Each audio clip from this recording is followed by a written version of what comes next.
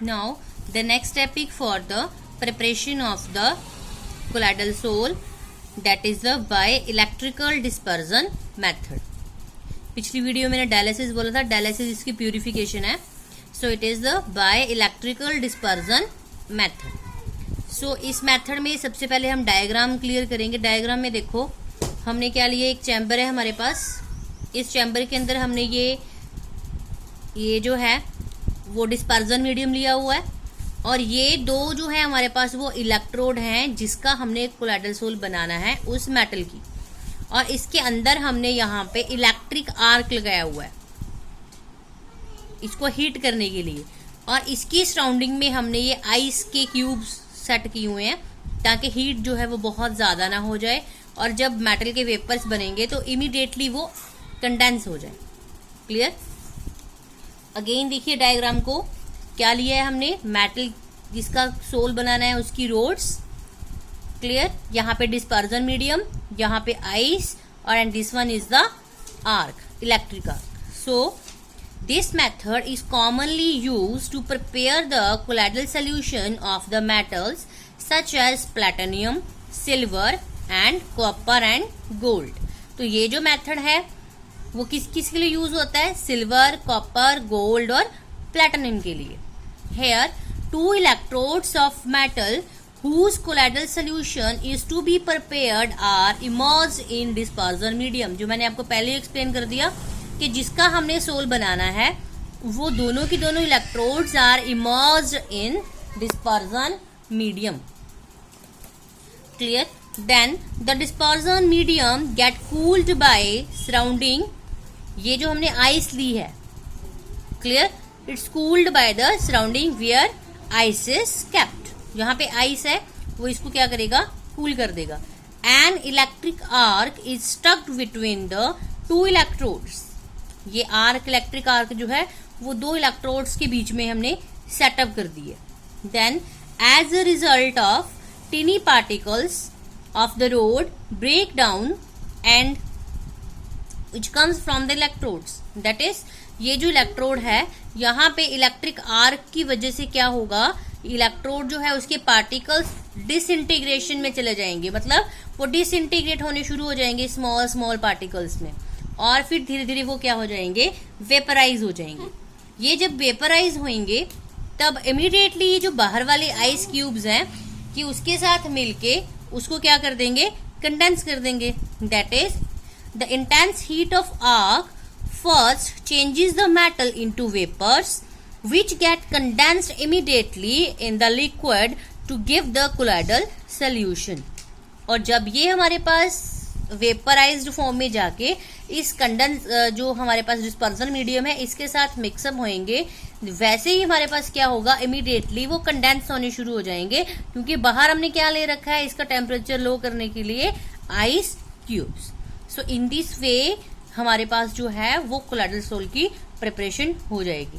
सो इसको हमने स्टेबल करना है. अगर इसकी स्टेबिलिटी के लिए हमने इसमें अल्कली, जैसे हमारे पास सोडियम हाइड्रोक्साइड हो गया, पोटेशियम कार्बोनेट हो गया, इन अल्कलीज को हमने क्या कर देना है, ऐड कर देना है. सो अगेन देखिए, वी हैविंग अ चैम्बर जिसमें हमने बाहर में आइस क्यूब रख लिए हैं. देन डिस्पर्जन मीडियम हमने एज वाटर लिया हुआ है.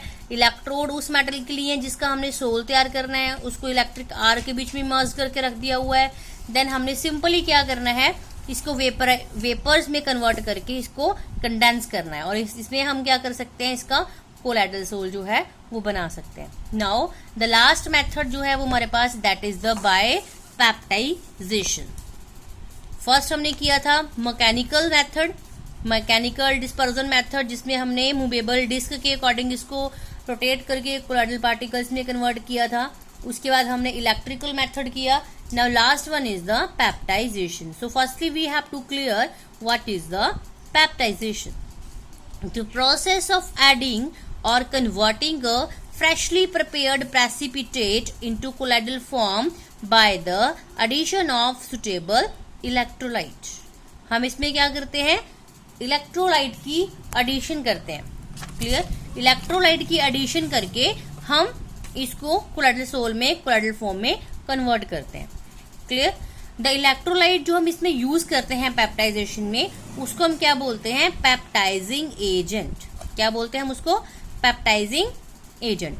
फॉर एग्जाम्पल हमारे पास अगर हम जैसे पहले हमने कंडेंसेशन मेथड में फेरिक क्लोराइड के साथ फेरिक हाइड्रोक्साइड का सोल तैयार किया था, तो उसी को मैं ले रही हूं कि अगर हमारे पास क्या है, addition of ferric chloride to a precipitate of ferric hydroxide convert into a reddish brown coloured colloidal solution. Means हमारे पास जो फेरिक हाइड्रोक्साइड का हमने सोल तैयार किया है, अगर उसमें फेरिक आयंस हम फेरिक क्लोराइड से और ऐड कर रहे हैं तो वो उसको रेडिश ब्राउन कलर में जो है उसके सॉल्व में उसको कन्वर्ट कर देता है। Because peptization involves the absorption of suitable ions from the electrolyte by the particles of precipitate. Means ऐसा क्यों होता है? क्योंकि पार्टिकल्स क्या करते हैं?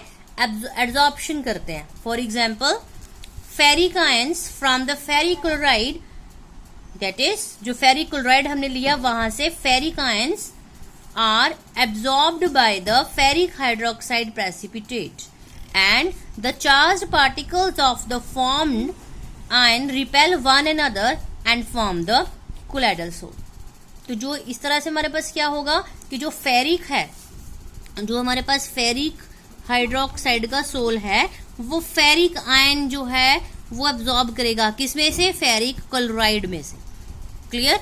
और इस तरह से वो क्या बना देगा? सोल की प्रिपरेशन कर देगा। So this is the preparation of the sol by adding the suitable electrolyte into it. इसकी स्टेबिलिटी को बढ़ाने के लिए हम इसमें जो है वो इलेक्ट्रोलाइट्स जो है वो ऐड करते हैं। एंड द इलेक्ट्रोलाइट जो हम यूज करते हैं उसको हम क्या बोलते हैं? पेप्टाइजिंग एजेंट बोलते हैं। क्लियर?